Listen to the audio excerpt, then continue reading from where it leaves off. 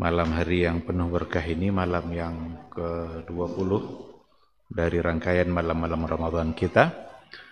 Kita masih memiliki semangat iman dan kesehatan. Nikmat iman dan nikmat sehat itulah yang bisa membuat kita hadir di rumah Allah pada malam hari ini.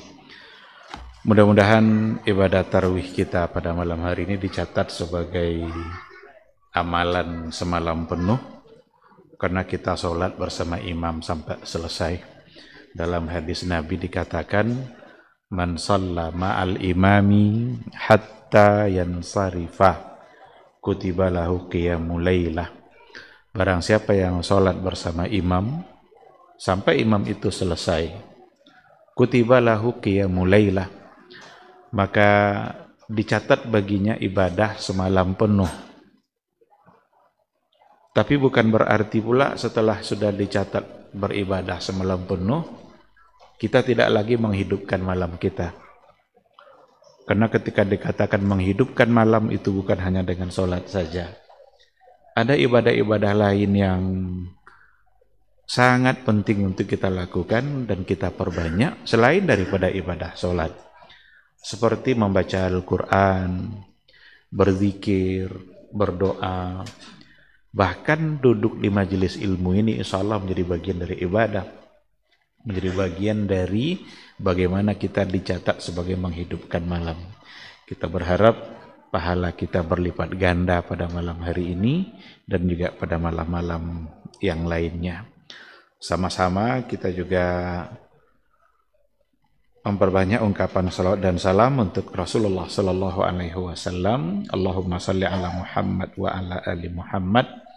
Mudah-mudahan sosok figur yang paling mulia dari semua manusia yang ada itu hendaknya selalu kita tauladani, hendaknya selalu kita contoh. Kita coba terus memahami hukum dan sunnah-sunnahnya, tidak hanya sekedar untuk menjadi wawasan atau sebagai ilmu lalu titik di situ, tetapi ilmu yang didapat haruslah dibuktikan dalam kehidupan nyata. Jadi belajar terus bukan sekedar untuk memiliki ilmu, tetapi ilmu yang menuju amal. Apalagi kalau belajar sekedar hanya untuk mempersiapkan diri untuk berdebat. Ada orang belajar hadir majelis ilmu sekedar untuk mencaci bahan berdebat.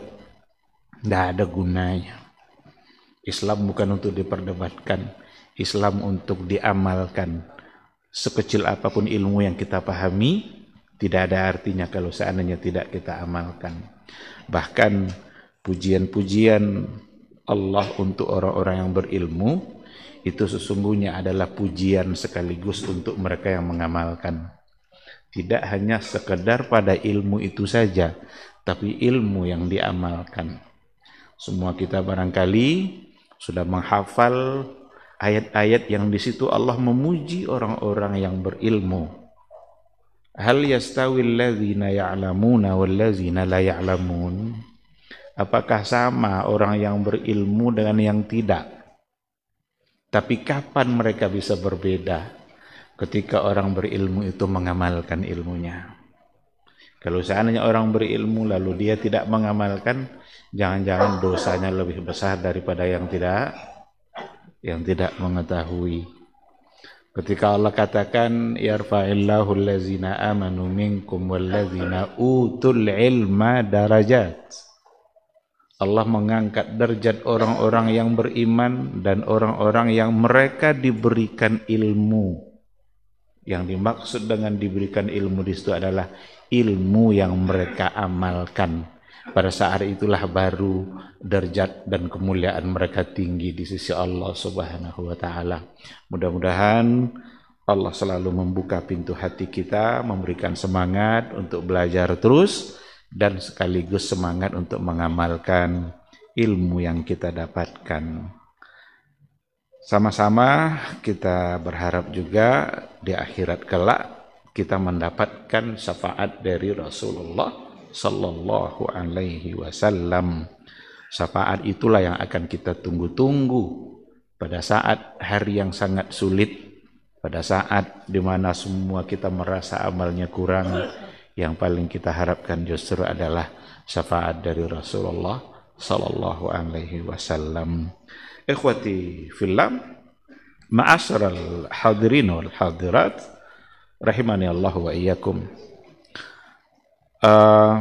Untuk tausiah kita pada malam hari ini ada 3 nasihat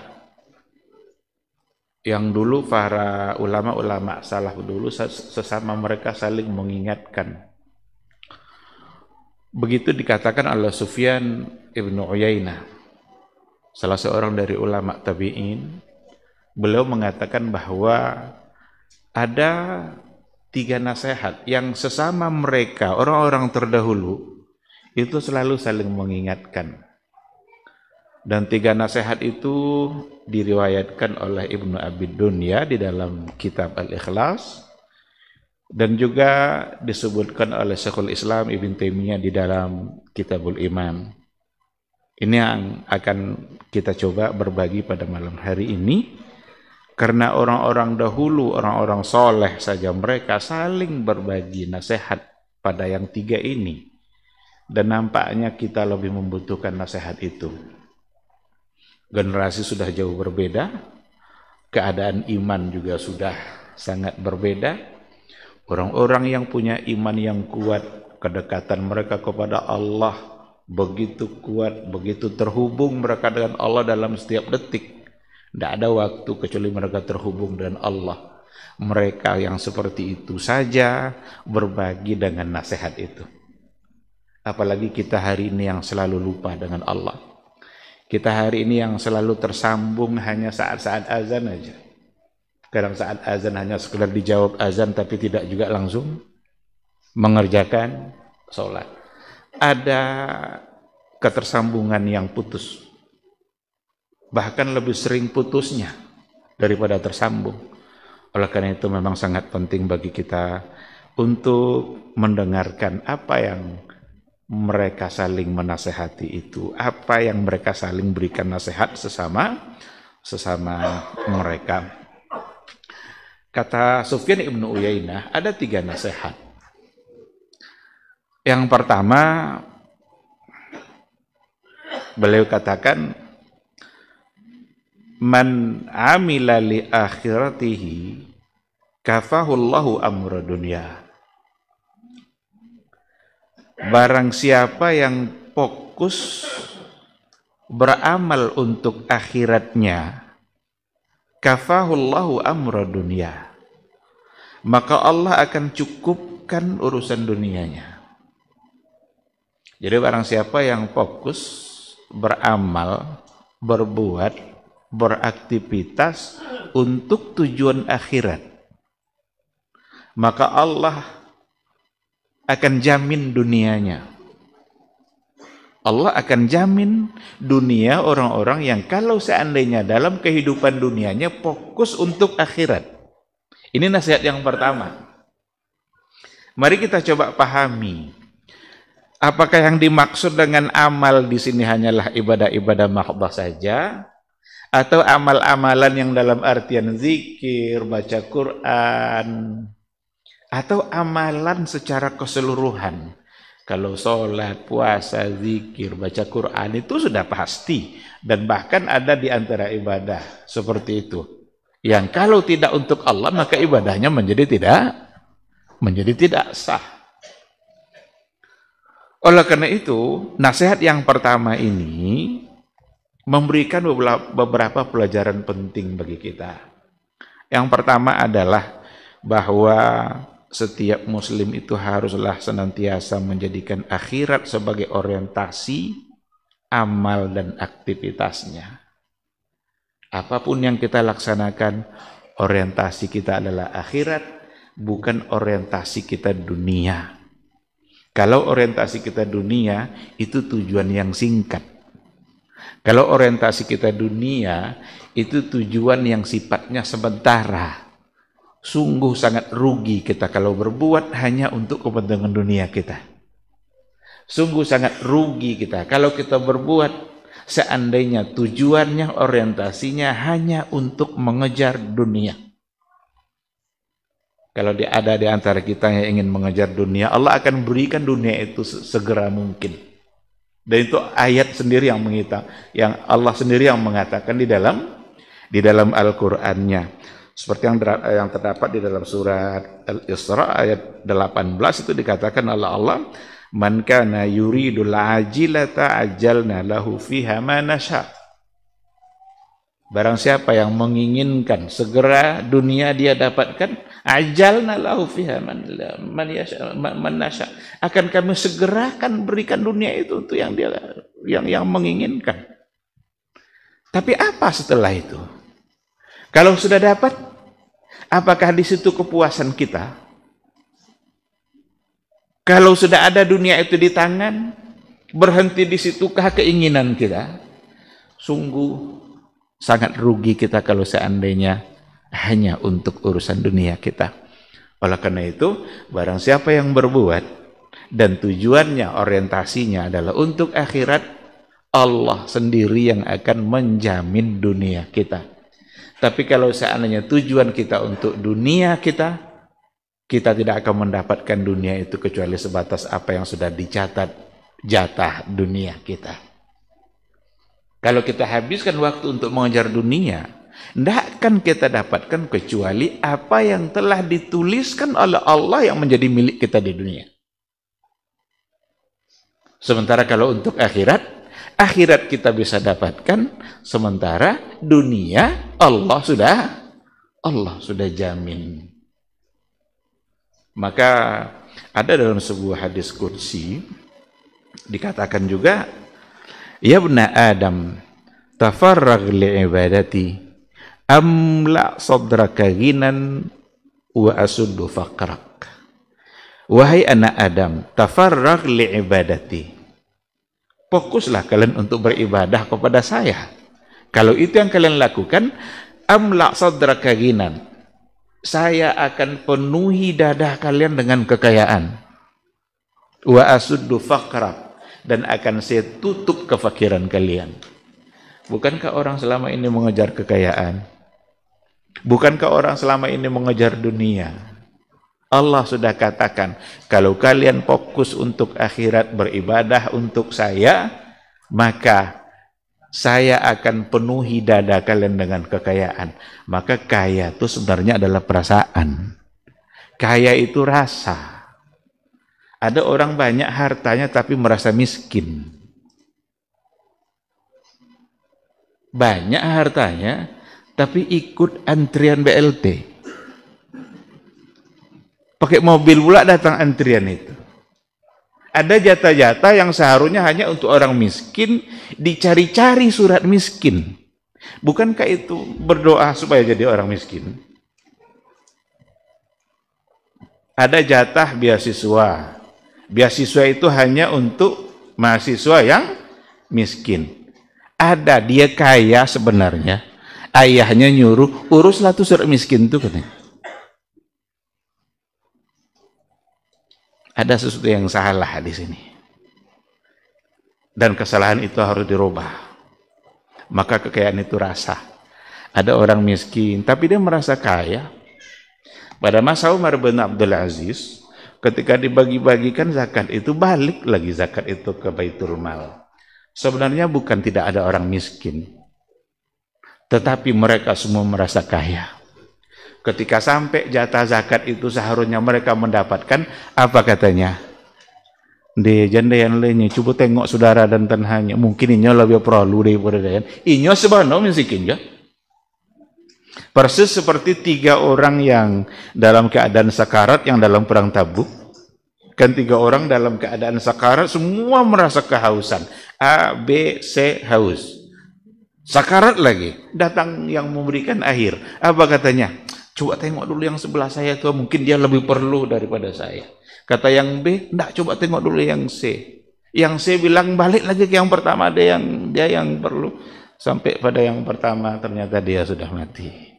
Syahid. Sampai pada yang kedua ternyata dia syahid. Yang ketiga juga sudah syahid. Ini yang disebut dengan al-ithar. wa yu'thiruna ala anfusihim walau kana bihim khasasah. Mereka lebih mendahulukan saudara-saudara mereka walaupun sebenarnya mereka sangat memerlukan. Ini tidak akan bisa terjadi kecuali oleh iman. Itu tidak akan bisa terjadi kecuali kalau orientasinya akhirat. Kalau orientasinya dunia, sekali lagi, kalau orientasinya dunia, yang tidak hak dia berupaya untuk menjadikan itu sebagai hak dia. Tapi kalau orientasinya akhirat, apa yang dia miliki, dia rela itu untuk menjadi milik orang lain. Itulah pentingnya nasihat yang pertama ini. Man amila li akhiratihi kafahullahu amra dunya. Siapa yang beramal untuk urusan akhiratnya, Allah cukupkan perkara dunianya. Ini jaminan dari Allah. Cuma sampai di mana kepercayaan kita terhadap jaminan Allah ini? Allah yang menjamin dunia kita, coba. Kita mau jaminan dari mana lagi? Terkadang memang kita lebih percaya asuransi daripada percaya pada Allah, itu masalahnya. Kalau beli kendaraan nih, asuransinya nanti kalau kecelakaan bayu sekian juta kan? Itu kalau bayu tuh enggak jatuh-jatuh so. Maka ada kadang orang karena mobilnya enggak rusak-rusak juga, padahal masa asuransi sudah hampir habis, digeser sekian ada tiang. Belum bisa klaim. Jadi rusak cara pikir kita kan? Kenapa bisa begitu? Orientasinya dunia. Tapi kalau orientasinya Allah, seandainya terjadi sesuatu, pasti Allah sudah siapkan solusinya. Terjadi sesuatu, Allah akan siapkan solusi dalam menghadapi sesuatu itu. Dan itu yang akan didapatkan oleh orang-orang yang bertakwa. Wa may yattaqillaha yaj'al lahu makhraja. Siapa yang bertakwa kepada Allah, maka Allah akan berikan makhraja. Apa arti makhraja? Makhraja itu solusi untuk semua persoalan kehidupan. Jadi kalau ada bermasalah, yang akan memberikan solusinya ada Allah, maka mintalah solusi itu kepada Allah dan dekat-dekatlah dengan orang yang punya solusi itu. Jangan pernah kita meminta selesaikan persoalan kehidupan kita kepada orang yang memang tidak akan pernah bisa memberikan solusi, atau bahkan kita minta selesaikan masalah hidup kepada orang yang lebih banyak masalahnya dari kita. Loh, dia banyak masalah apa daripada awal. Lambek kok dapet jodoh wak dukun. Bulo laris dagangan jimat. Jimat lo jalan membayu. Lu mulai berdagang lelah bibit Pak. Berarti kita minta selesaikan masalah kepada dia yang lebih banyak masalahnya dari kita. Ini udah jadi dukun banyak masalah. Serahkan kepada Allah. Minta selesaikan masalah kepada dia yang tidak pernah bermasalah. Siapa yang tidak pernah bermasalah? Allah Subhanahu wa ta'ala. Selain jawabannya pasti, karena memang dia yang menjanjikan. Di samping itu kita membuktikan iman kita bahwa kita percaya sepenuhnya kepada Allah Subhanahu wa ta'ala. Ada pelajaran lain dari poin yang pertama ini, bahwa amal yang dimaksud di sini itu masuk semua kegiatan dalam kehidupan kita. Bukan hanya ibadah-ibadah yang sifatnya mahdhah. Ibadah itu nanti ada dua. Ada ibadah mahdhah, ada ibadah ghairu mahdhah. Kalau ibadah mahdhah, tata caranya, waktunya, kapan kita melaksanakannya, itu semua sudah diatur oleh Nabi. Ini tidak boleh kita buat-buat. Sholat subuh berapa rakaat, Isya maghrib berapa pula rakaatnya, itu tidak bisa kita buat-buat. Itu mahdhah. Dan tidak boleh kita akal-akali semata. Karena ada di antaranya kadang-kadang yang barangkali bisa saja oleh akal kita sedikit punya sisi untuk dipertanyakan. Apa dek subuh 2 rakaat, sedih ompek sedih. Nyuak segar-segarnya bau jago mandi. Sementara zuhur ponek lita sampai rakaat. Sudah zuhur yang 2 kan boleh capek makan. Kan enggak. Zuhur sampai subuh 2. Itu bukan untuk dipertanyakan. Itu untuk diimani dan dilaksanakan. Karena persoalannya ada pada ibadah mahdhah. Kalau berhubungan nanti dengan ghairu mahdhah, apa saja yang kita kerjakan dalam kehidupan kita, kalau kita bawa Allah dan kalau kita niatkan untuk mengikuti Rasul kita, maka amal-amal dunia kita semuanya akan menjadi ibadah. Inilah indahnya Islam, dan hanya Islam yang seperti itu. Tidak ada agama yang bisa memberikan pahala setiap detik waktu kita kecuali Islam. Apa aja yang kita kerjakan? Sarapan pagi bisa menjadi ibadah. Bagaimana caranya? Niatkan sarapan pagi kita agar fisik kita kuat, karena setelah kita itu akan mencari nafkah, sementara mencari nafkah adalah kewajiban saya sebagai seorang suami. Sarapanlah itu, baca bismillah. Ingat, nikmat ini datangnya dari Allah. Mulailah sarapan itu. Nanti ketika nutrisi sudah masuk, fisik kita akan menjadi kuat, mulai kita bekerja, mencari nafkah itu sendiri akan menjadi ibadah. Karena sepenuhnya kita yakin bahwa saya mencari nafkah ini adalah karena kewajiban saya sebagai seorang suami. Ada istri yang ingin saya kasih makan, ada anak yang perlu dikasih makan, dan itu kewajiban saya. Saya kerjakan ini untuk Allah. Jadilah mencari nafkah kita ibadah. Itu kalau lecon itu ya ndak akan mengincu ya itu nggak bakojol tuh. Karena dia menyadari bahwa dia sedang beribadah.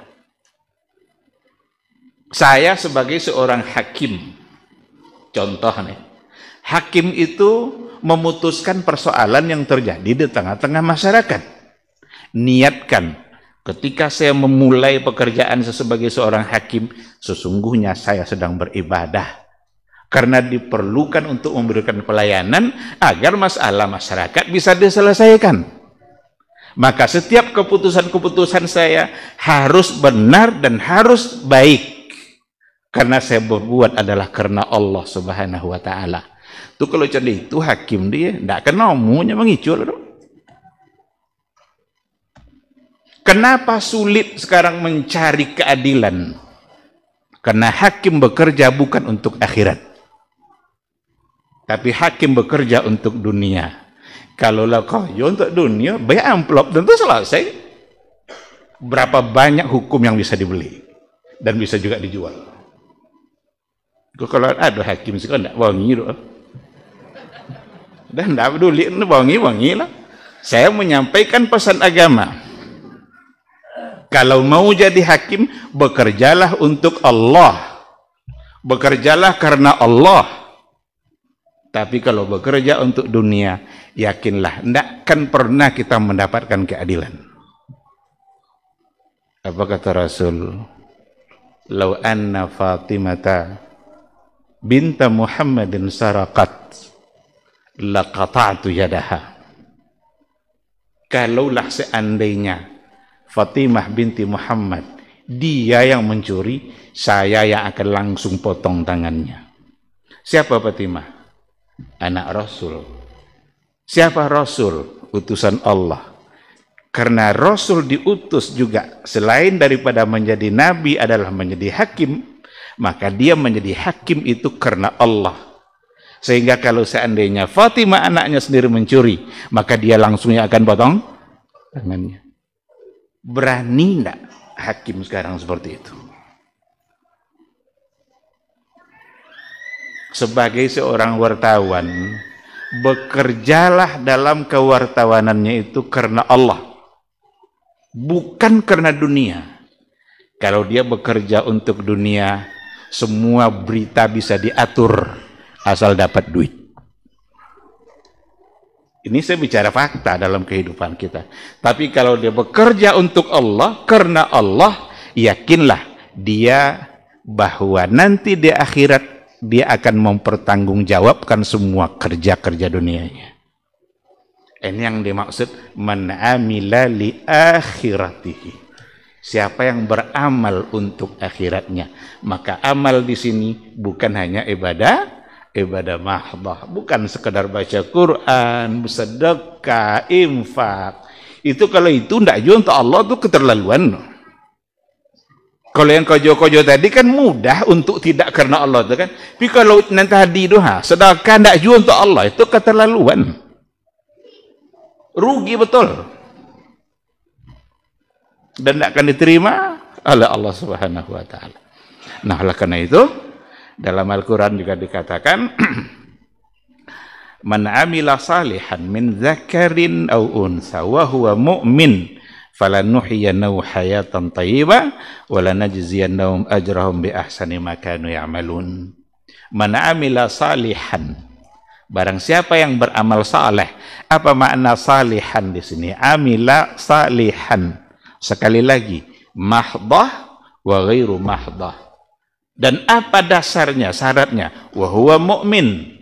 Dan dia adalah orang yang beriman. Amal soleh yang dikerjakan oleh orang yang beriman. Ingat, ada sekarang kelompok liberal yang ingin mencoba untuk mengaburkan pemahaman. Katanya, orang-orang kafir pun, non-muslim pun yang tidak beriman kepada Allah, asal beramal saleh masuk surga.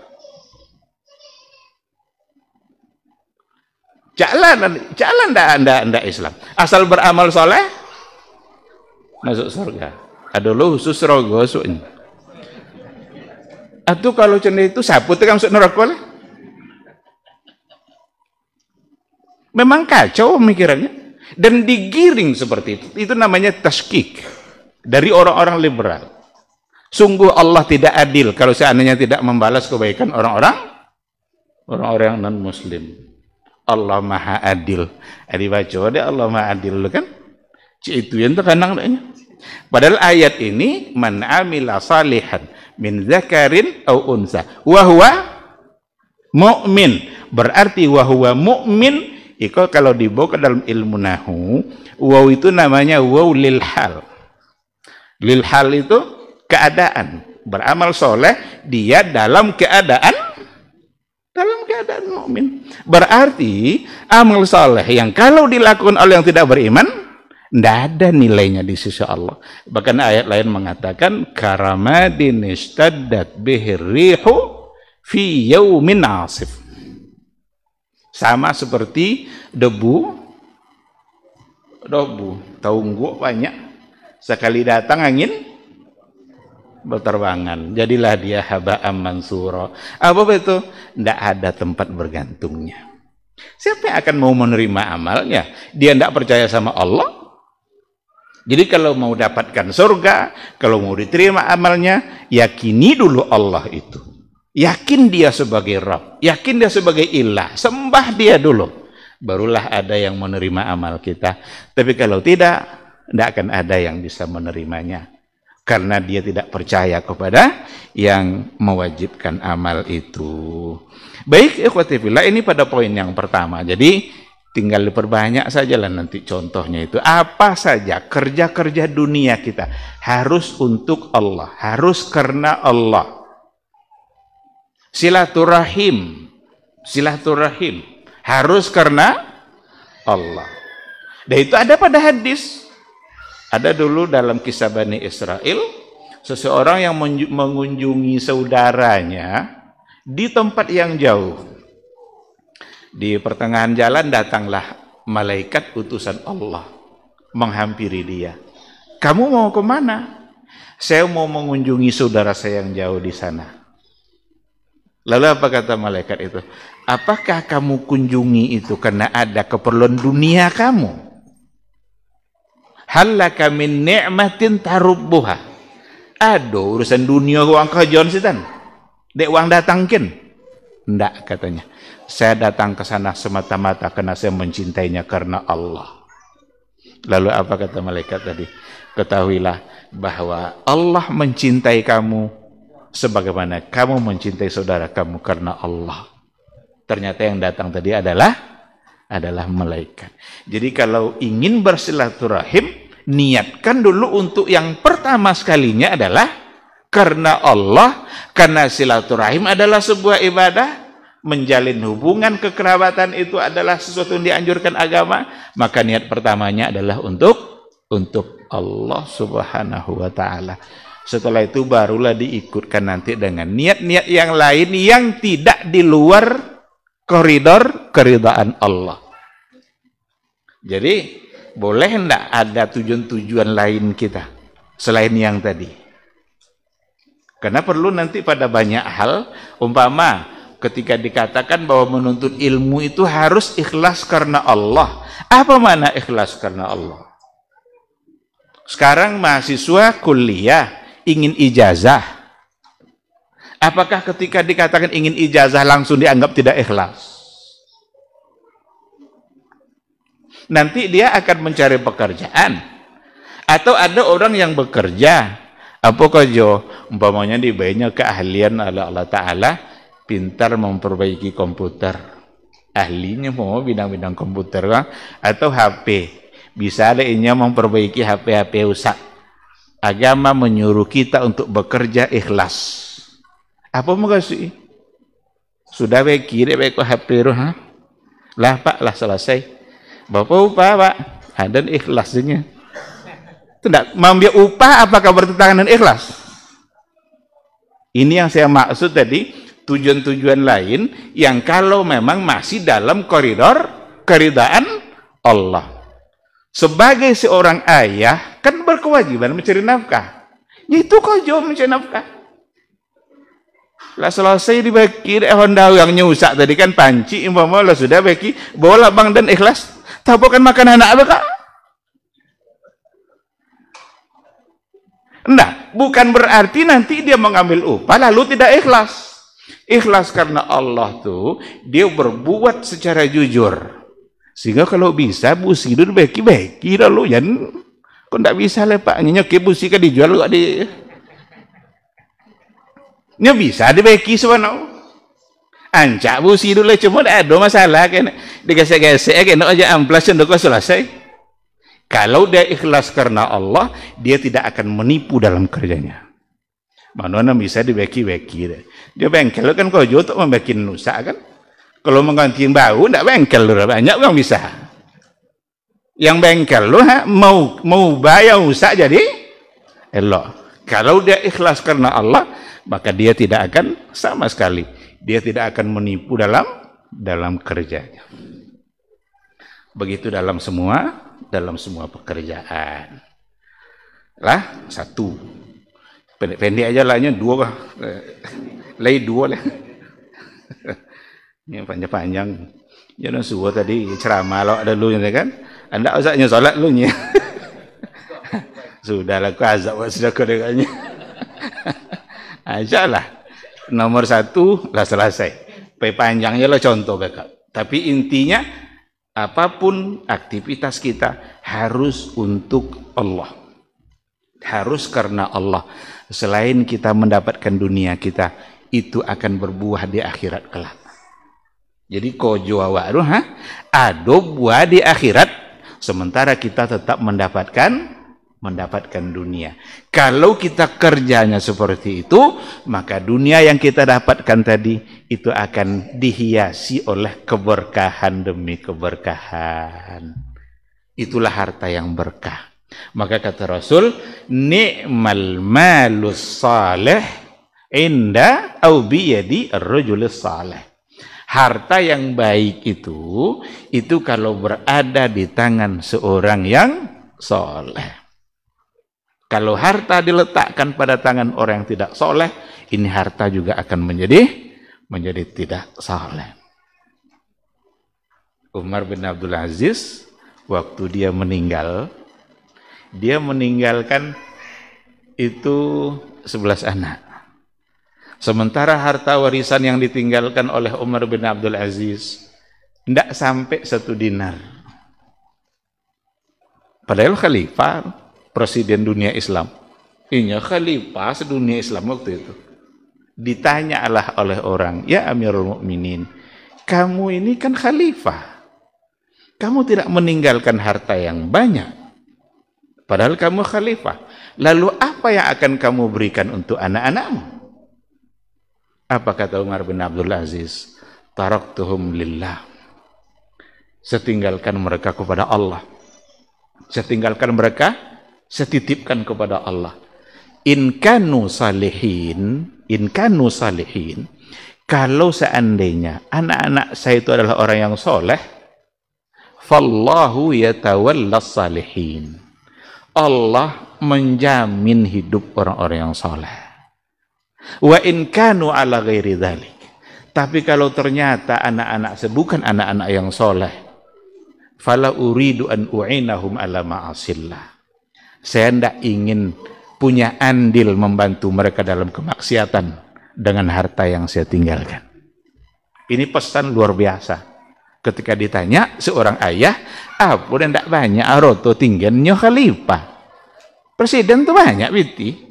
Ikan tidak sampai 1 dinar untuk 1 orang. Tapi ternyata rahasianya dia titipkan kepada Allah. Kalau saleh, Allah jamin dunianya. Tapi kalau ternyata jahat, jangan-jangan harta yang ditinggalkan justru membantu dia untuk berbuat maksiat. Ternyata dalam catatan sejarah kata Muqatil ibn Sulaiman yang hidup pada masanya, pada masa itu, anak-anak Umar bin Abdul Aziz itu semua menjadi penderma, menjadi orang bersedekah, bahkan bisa menjamin kebutuhan pasukan-pasukan berperang dengan harta yang kurang dari satu dinar. Jadi berkembang harta itu, berkah itu diantara maknanya memang adalah berkembang. Jadi ikhwati fillah, mari sama-sama kita pahami yang pertama ini, berbuatlah untuk akhirat, Allah jamin dunia kita. Tapi kalau kita berbuat semata-mata untuk dunia kita, akhirat kita tidak ada jaminan, sementara dunia kita tidak akan diberikan oleh Allah kecuali apa yang telah dicatatkan. Yang kedua, pesan yang kedua, orang-orang baik pada masa dahulu, man aslaha sariratahu aslahallahu alaniyatahu. Man aslaha sariratahu, barang siapa yang selalu memperbaiki batinnya, hatinya, maka Allah akan memperbaiki lahiriahnya. Barang siapa yang selalu memperbaiki hatinya, sarirah itu sesuatu yang tersembunyi. Yang tersembunyi itu ada di dalam hati kita. Ini Ramadan ini adalah bulan di mana untuk menata hati. Ramadan bulan menata hati. Dari mana kesimpulan itu saya ambil? Ketika Allah katakan la'allakum tattaqun, puasa kan ujungnya la'allakum, salah satunya adalah la'allakum tattaqun, ketakwaan. Dan Nabi sendiri mengatakan at-taqwa hahuna, 3 kali Nabi sebut itu.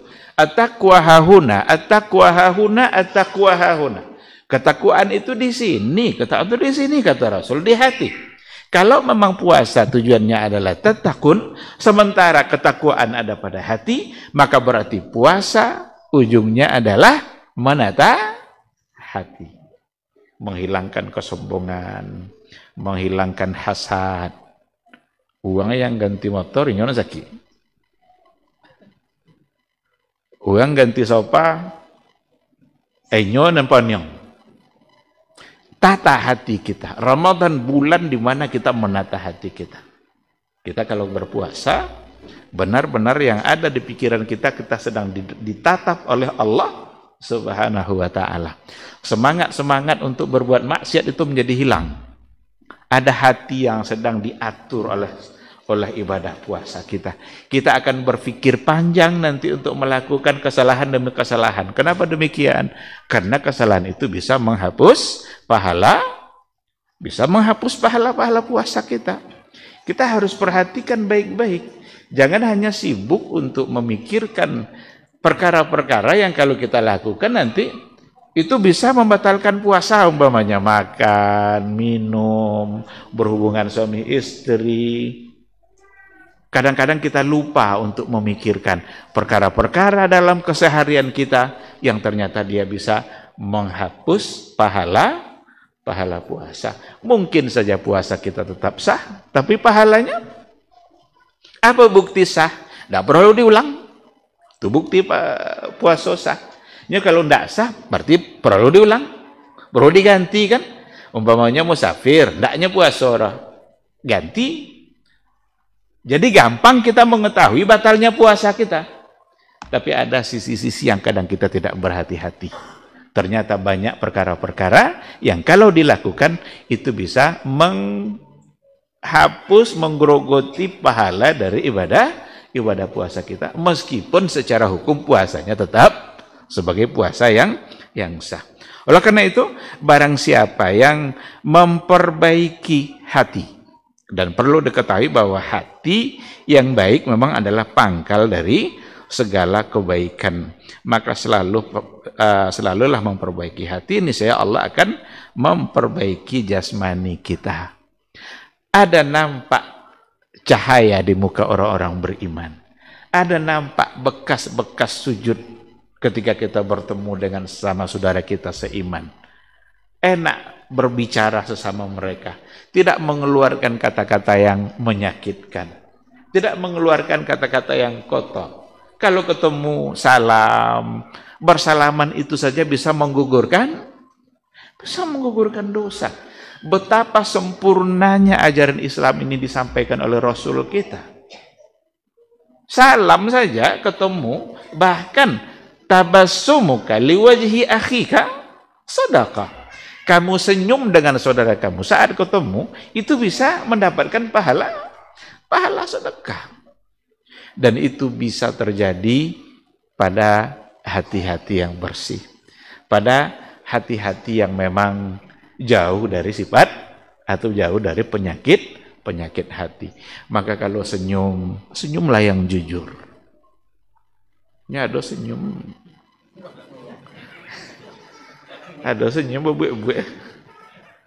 Ada senyum SOP. Standar operasional prosedur. Tapi kalau mau senyum, jadikan sebagai karakter. Nabi itu senyumnya jadi karakter. Dan itu beda antara akhlak dengan moral. Kalau nggak salah dulu, jauh-jauh masa dulu pernah saya sampaikan di sini. Beda antara akhlak dengan moral. Kalau moral itu, kita melakukan sesuatu yang baik di mata manusia. Tapi belum pasti itu karakternya. Hanya sekedar melakukan hal yang baik. Tapi kalau akhlak, melakukan hal yang baik, orientasinya adalah akhirat, dan itu karakter. Saya berikan contoh, kalau masih ingat, entah di sini, entah di mana, tapi saya sudah sering sampaikan contoh ini.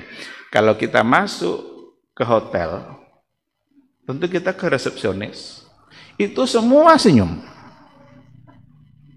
Itu senyumnya akhlak atau moral? Kalau dia ketemu kita di jalan masih senyum enggak? Kalau endaknya senyum tadi ya kena pecat. Buat slogan sapa senyum salam apa namanya kan ada buat kan? Sampai 5S kan enggak salah. Sapa senyum salam tapolah gak lalu pokok. Tapi itu yang jelas memang diatur supaya senyum. Tapi kalau yang karakter itu, senyum itu bukan dibuat-buat. Maka wa innaka la'ala khuluqin azim. Sesungguhnya kamu wahai Muhammad berada pada puncak akhlak yang mulia. Itu karakter. Pemaaf Nabi itu karakter. Apa buktinya? Pada saat dia bisa membalas, tidak membalir.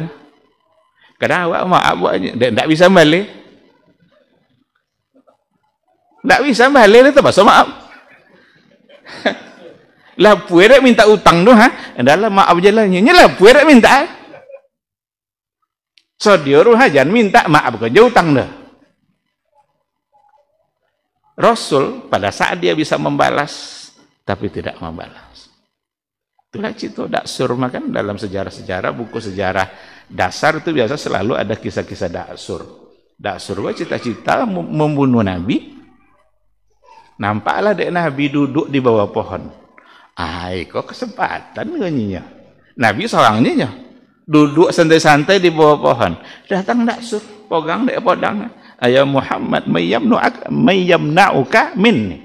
Ya Muhammad, siapa yang akan bisa menghalang dia untuk membunuh enggaknya? Dengan santai Nabi bilang Allah. Ketika Rasul bilang Allah, jatuh pedang dari tangan daksur. Gemetar tangan daksur, jatuh pedangnya. Ada ambil Nabi, pedang juga. Ambil. Daksurnya kok giliran dean guanya. Siapa yang kan bisa menghalangi Dayan untuk membunuh orang ini? Pakai pedang orang sendiri. Apa kata Rasul? Tidak ada ya Muhammad, kecuali kalau kau memaafkan. Bunuh ada Nabi? Kok awak apa gaknya? Kok tiba dia awak sendiri itu? Apa gak? Nggak, dosi toler. Wah, anginnya. Anak mencuci bolo anginnya. Maka puasa kan salah satunya untuk mengendalikan itu kan. Insatamahu ahadun. Apabila seseorang yang insatamaka ahadun menghina kamu atau mengajak untuk berkelahi, apa kata Rasul? Kul ini saim. Jadi awak tengah puasa, berarti puasa mengendalikan dendam, puasa membersihkan hati. Kalau ada orang nak membantah bertinju, tinggal sabuk ya, ini saim, ndaknya Pak. Saya berpuasa. Tapi jangan ditambah. Kok nak iyo juga, kok sudah bukanya kan? Itu ndak bisa. Kok kan iyo juga hanya kan? Kok sudah buka? Nah, ketika dikatakan ini saim, baik setelah puasa ataupun pada saat dia berpuasa, maka perlu kita untuk memperbaiki sarirah, sesuatu yang tersembunyi pada hati kita. Ada penyakit-penyakit hati. Kalau kita selalu membersihkan batin kita, hati kita, maka Allah akan selalu pula memperbaiki lahiriah kita. Allah yang menjaminnya. Bukan pula berarti nanti kita tidak akan mendapatkan musibah-musibah atau tidak mendapatkan ujian-ujian dalam bentuk sakit. Enggak. Tapi ketika Allah uji kita dengan itu adalah hanya sekedar cara untuk meningkatkan kemuliaan kita.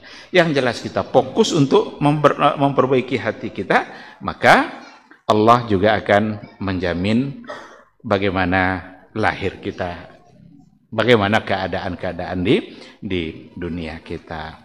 Ini yang kedua. Yang ketiga, pesan ulama-ulama salaf dulu sesama mereka adalah man aslaha ma bainahu wa bainallah aslahallahu ma bainahu wa bainan nas. Siapa yang selalu berupaya memperbaiki hubungan antara dia dengan Allah, maka Allah akan memperbaiki hubungan antara dia dengan manusia yang lain. Jadi kalau kita fokus memperbaiki hubungan antara kita dengan Allah, apa makna hubungan antara kita dengan Allah? Yang pertama sekali yang harus beres hubungan antara kita dengan Allah itu sesungguhnya adalah pada persoalan tauhid, pada persoalan akidah, pada persoalan iman. Bagaimana kita benar-benar mentauhidkan Allah, bagaimana kita benar-benar kenal dengan Allah, dan pada saat yang sama bagaimana kita sejauh mungkin berada dari kesyirikan. Kita jauhkan diri kita dari perbuatan syirik. Jadi hubungan pertama kita dan Allah itu ya dalam persoalan tauhid, persoalan akidah. Kadang kita terjebak pada kesyirikan demi kesyirikan. Mungkin kita sadar, mungkin kita tidak tahu. Maka kita perlu belajar terus. Karena kalau sekali terjebak kepada kesyirikan, dan kalau seandainya tidak kita bertaubat kepada Allah, dosa syirik itu dibawa sampai mati nanti. Ini yang ayat innallaha la yaghfiru ayyushraka bih. Allah tidak mengampuni dosa Kalau dia berbuat syirik, seseorang itu berbuat syirik, la yaghfir. Allah tidak mengampuni. Tapi Allah bisa mengampuni dosa-dosa yang selain syirik, liman yasha, bagi siapa yang dia kehendaki. Oleh karena itu, yang pertama sekali hubungan antara kita dan Allah yang harus kita bereskan adalah persoalan tauhid. Dalam beribadah kita, sudahkah benar-benar kita hanya untuk Allah? Inna salati wa nusuki wa mahyaya wa mamati lillahi rabbil alamin. Ibadah kita, sholat kita, hidup kita, mati kita, sesungguhnya semuanya hanyalah untuk Allah. Ini persoalan tauhid. Kalau persoalan tauhid yang sudah bermasalah, ada hubungan antara kita nodai hubungan kita dengan Allah itu dengan perbuatan syirik. Ikhwati fillah, ma'asyiral hadirin wal hadirat rahimani Allah wa iyyakum. Ketika Allah berjanji untuk memperbaiki hubungan kita dengan sesama manusia, coba kita muhasabah diri kita dalam kehidupan kita, bagaimana hubungan kita dengan yang lain. Contoh, suami istri, kan dia dengan yang lain, suami istri. Kalau banyak membantah suami istri, pasti persoalannya hubungannya dengan Allah nggak baik. Ini kata kunci. Kalau seandainya dalam kehidupan berumah tangga nggak pernah akur suami istri, coba kaji ulang, baik nggak hubungan saya dengan Allah? Kalau ternyata tidak baik, perbaiki. Entah sholat yang selalu diabaikan, entah bersepakat suami istri dalam dosa. Mungkin enggak? Mungkin. Sangat mungkin sekali. Dulu sebelum nikah, aman-aman aja dia dengan rezeki yang sedikit. Dapat sedikit cukup, alhamdulillah. Ketika sudah menikah, mulai banyak keinginan. Dan terkadang keinginan itu bukan kebutuhan. Oleh karena itu, kebutuhan wajib dipenuhi. Tapi kalau keinginan, enggak ada. Sebagai seorang suami, berkewajiban untuk memenuhi kebutuhan istri. Kalau dia tidak penuhi, berdosa. Tapi keinginan, enggak. Kalau keinginan diikutnya kacau ada. Apa contoh keinginan? 3 anak, nak 3 lo mobil, itu keinginan. Tapi apakah itu dibutuhkan? Belum pasti. Oleh karena itu kebutuhan wajib dipenuhi. Tapi kalau keinginan, tengok, berkaca.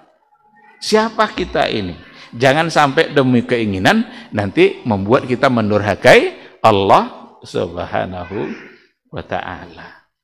Disinilah diperlukan sifat yang namanya qanaah, merasa cukup dengan apa yang ada. Maka qanaah itu kekayaan yang tidak pernah habis. Kata Imam Ali bin Abi Thalib, kekayaan itu adalah qanaah itu adalah ghina la yanfad, kekayaan yang tidak akan pernah pernah habis. Maka tadi kita katakan bahwa kekayaan itu adalah perasaan. Laisal ghina ghinaul mal walakinnal ghina ghinaun nafs. Bukanlah kaya yang sesungguhnya itu ada pada harta, tetapi kekayaan yang sesungguhnya adalah pada jiwa. Ini bukan berarti kita tidak boleh cari harta.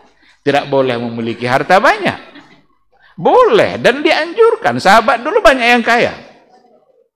Abdurrahman ibn Auf gagal jadi orang miskin. Coba bayangkan. Asal berdagang laku tahu ya. Satu ketika dijual ada kurma yang lebuak-buak, bulujan laku. Ternyata di hari itu ada orang yang khusus mencari kurma buruk. Gagal jadi miskin. Kenapa demikian? Karena kerjanya bersama Allah. Apapun yang dia dapatkan, dia tidak pernah untuk dirinya sendiri. tetapi adalah untuk yang lain. Makanya harta itu letakkan di tangan, bukan letakkan di hati. Kalau harta letaknya di hati, rusak hati kita dan sulit keluar. Tapi kalau harta letakkan di tangan, gampang untuk meletakkan kita di mana kita mau. Jadi, ikhwati fillah, kalau seandainya ada hal-hal yang rasanya tidak baik dalam kehidupan keseharian kita, tadi baru satu contoh kehidupan kita di tengah-tengah masyarakat umpamanya. Dalam kehidupan bermasyarakat kita dengan tetangga, jangan-jangan hubungan kita dan Allah sedang tidak baik. Di kantor umpamanya antara atasan dengan bawahan, bagaimana hubungan mereka, baik atau tidak? Kalau tidak baik, jangan-jangan persoalannya adalah dia hubungannya tidak baik dengan Allah. Lalu bagaimana cara agar hubungan kita baik dengan Allah? Apa yang harus kita lakukan agar hubungan kita selalu baik dengan Allah? Ada banyak cara. Yang pertama, sering-seringlah berkomunikasi dengan Allah. Fazkuruni azkurkum. Ramadan ini bulan berkomunikasi dengan Allah. Karena Ramadan adalah syahrul Quran. Bukankah Al-Quran itu kalam Allah? Pada saat kita membaca ayat-ayat Allah, membaca firman-firman Allah dalam Al-Quran, sesungguhnya kita sedang berkomunikasi dengan Allah. Ketika dikatakan ya ayyuhallazina amanu, kita harus merasa bahwa kita yang sedang dipanggil oleh Allah. Maka salah satu dari cara mentadabbur Al-Quranul Karim yang dilakukan oleh orang-orang soleh dahulu, cara mentadabburinya adalah dia menganggap bahwa ayat yang dia baca sedang ditujukan untuk diri dia. Itu cara bertadabbur. Jangan nanti ketika dibacakan satu ayat, kok sepulan makasih. Karena dulu mau Ustaz ceramah dibaca ayat dia disabui arti dibuat contoh. Kok Ustaz kok nyinggung sepulan kayaknya. Enggak, Ustaz kok nyinggung dean. Karena ayat itu untuk kita. Bukankah awalnya ya ayyuhallazina amanu? Bukankah kita orang-orang beriman itu? Tahu pada orang buat tunjuk. Setiap kali ada nasihat-nasihat disampaikan dalam Al-Quranul Karim oleh siapa saja, maka tujukan ayat itu kepada diri kita. Apa saja? Jangan mencuri, jangan berzina, jangan makan riba, jangan begini. Aku dayan tujuan. Itu tadabbur. Maka qiraah itu, membaca ayat itu harus haqqat tilawah. Allazina atainahumul kitaba yatlunahu haqqa tilawati. Kayak ittaqullaha haqqa tuqati. Bertakwalah dan sebenar-benar takwa. Yang ayat tadi apa? Yatlunahu haqqa tilawati. Mereka membacanya dengan sebenar-benar tilawah. Ini yang harus kita pahami baik-baik. Terkadang kita sibuk hanya dengan membaca, tetapi tidak haqqat tilawah. Apa bukti? Nak copek-copek. 20 bagi tarwih tercepat di dunia. 7 menit bisa selesai 23 rakaat. Itu ndak ada haqqat tilawah. Karena target kita menyelesaikan bacaan. Kalau sekedar selesai bacaan sampai ke ujung, tapi itu leler. Kalau haqqat tilawah yang sebenarnya adalah tilawah at-tadabbur wa tafahum. Bagaimana mentadabburinya dan bagaimana memahaminya. Al-Quran sesungguhnya bulan di mana kita berkomunikasi dengan Allah, karena Ramadan adalah bulan Al-Quran dan bulan di mana kita membaca ayat-ayat Allah. Sesungguhnya kita sedang berbicara dengan Allah Subhanahu wa Ta'ala.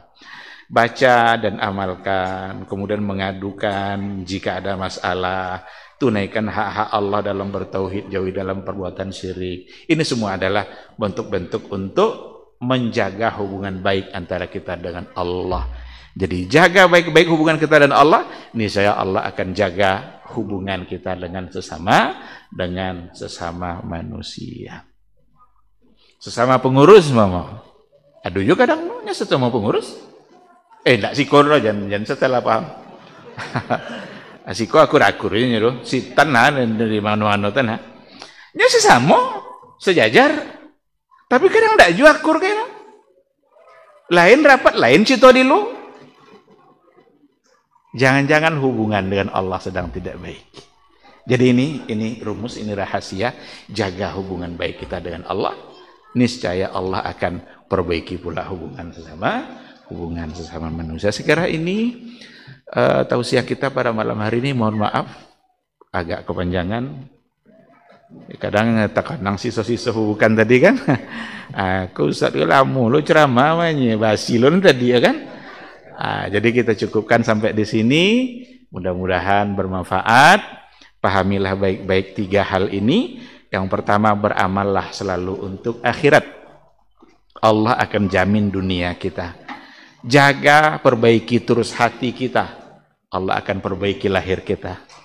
Dan yang terakhir, bagaimana kita selalu menjaga hubungan baik kita dengan Allah. Niscaya Allah akan jaga pula dan perbaiki pula hubungan baik sesama kita, sesama orang lain. Demikian, terima kasih, mudah-mudahan bermanfaat insyaallah. Kita tutup dan doa kafaratul majelis. Subhanakallahumma bihamdika asyhadu an la ilaha illa anta astaghfiruka wa atubu ilaik. Wassalamualaikum warahmatullahi wabarakatuh.